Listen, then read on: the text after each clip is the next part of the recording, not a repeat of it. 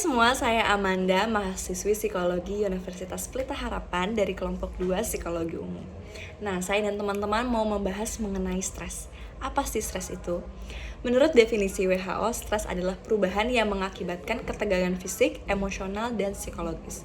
Stres adalah respon tubuh yang membutuhkan atensi atau aksi. Dan semua orang ini pasti ngalamin stres dalam kadar tertentu. Namun cara merespon atau menghadapi stres berkaitan langsung dengan kesejahteraan diri. Nah kan, jadi semua orang itu ngalamin stres, tapi cara meresponnya berbeda. Contohnya nih, ada orang yang harus public speaking, gak bisa tidur berhari-hari, perutnya mules, terus tangannya sampai keringetan. Tapi ada juga kok yang cuma sebentar aja deg-degannya, habis itu lancar. Gejala lainnya itu adalah sulit fokus, detak jantung tinggi, sulit bernafas, perubahan dalam pola tidur, pola makan, dan juga ketergantungan pada hal yang membuat nyaman, seperti alkohol, nikotin, dan narkoba. Aduh, jangan sampai ya kita nggak bisa ngelola stres. Nah, untuk membahas fun fact seputar stres akan dilanjutkan oleh rekan saya Monica. Thank you Amanda. Jadi udah tahu kan kalau stres kelamaan gejalanya juga bisa nambah. Contoh gejalanya adalah sakit kepala, sakit perut atau lambung, mudah lupa, dan dengung di telinga. Dan imun kita bisa jadi lemah yang bisa membuat kita kena banyak penyakit seperti flu, demam, dan lainnya.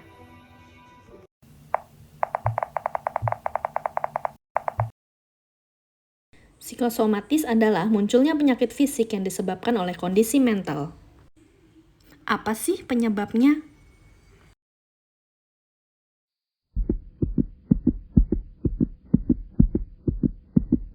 Jadi, stres itu kalau berlebihan tidak baik, tapi kalau cuma sedikit, jadi bisa memacu semangat kita. Oke, selanjutnya sama Nadia ya. Silakan Nat. Terima kasih Monica. Nah, sekarang giliran aku nih yang kebagian part serius tentang statistika stres. Sumbernya dari The American Institute of Stress. Wah, sampai ada institusinya ya. Nah, menurut survei, sekitar 33% warga Amerika mengalami stres yang ekstrim. 77% mengalami stres yang mempengaruhi kondisi kesehatan fisik mereka. 73% mengalami stres yang mempengaruhi kondisi kesehatan mental, dan 48% itu sulit tidur karena stres. Lantas apa saja sih yang bikin stres atau stresor itu? Macam-macam. Dari hal kecil sehari-hari yang ganggu banget atau hassles, atau hal yang memiliki dampak besar dalam hidup atau major life events. Ini bisa hal yang positif maupun negatif.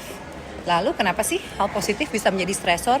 Masa iya kita stres kalau dipromosiin atau menang lotre 1 miliar? Well, karena terjadi perubahan. Kalau kita nggak bisa cope atau adaptasi dengan perubahan, maka terjadi adjustment disorder. Contoh perubahan besar yang menimpa kita semua ini adalah pandemi.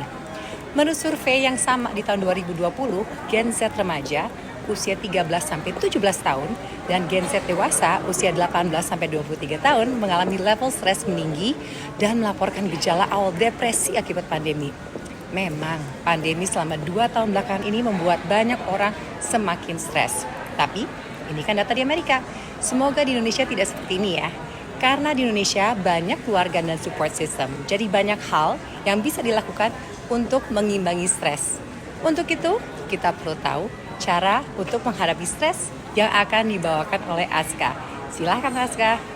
Nadia, selebriti kerap menjadi sorotan publik. Mereka punya tuntutan untuk tampil sempurna.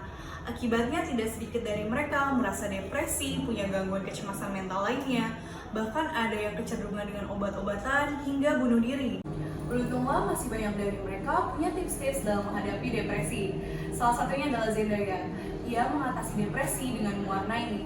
Ia memiliki coloring station di rumahnya. Menurutnya, mewarnai itu ibarat terapi. Selanjutnya Beyonce, dia merasa lebih bahagia setelah makan makanan yang sehat. Dia juga melakukan meditasi, akupuntur, visualisasi, dan teknik pernapasan. Kalau Demi Lovato, tipsnya adalah tidur siang. Sementara Ed Sheeran melakukan digital detox selama 2 tahun di 2015. Menurutnya, setelah ia melakukan digital detox tersebut, ia memiliki perspektif baru dan tidak lagi kecanduan dengan gadgetnya. Selain tips-tips dari para selebriti, kelompok kita juga punya beberapa tips lainnya. Silakan Indah. So, bagaimana cara mengatasi stres? Pertama, lakukan hal-hal yang kalian senangi. Misalnya membaca buku, olahraga, bersepeda, ataupun hal-hal yang membuat kalian senang dan dilakukan secara terkontrol. Kemudian yang kedua, lakukan self-care atau peduli terhadap diri kita sendiri. Contohnya misalnya kita maskeran, ataupun ke salon, ataupun ke spa, ataupun hal-hal yang untuk memprotek diri kita gitu ya, untuk lebih baik lagi. Kemudian yang ketiga, silakan cari orang yang memahami kita. Dan sangat penting di sini adalah ketika stres itu mulai menjadi lebih berat, silakan bisa menghubungi dukungan psikolog ataupun psikiater. Itu adalah dukungan profesional. Dan buat kalian semuanya juga, kalau misalnya kalian butuh informasi yang lebih lagi terkait dengan e-poster yang sudah kami bagikan tadi, itu bisa langsung DM di kelompok kami yang sudah ada di informasi poster tersebut. So buat kalian semuanya, tetap kuat, tetap sehat, tetap produktif, dan jangan lupa untuk tetap memanage stres-stres yang kita miliki.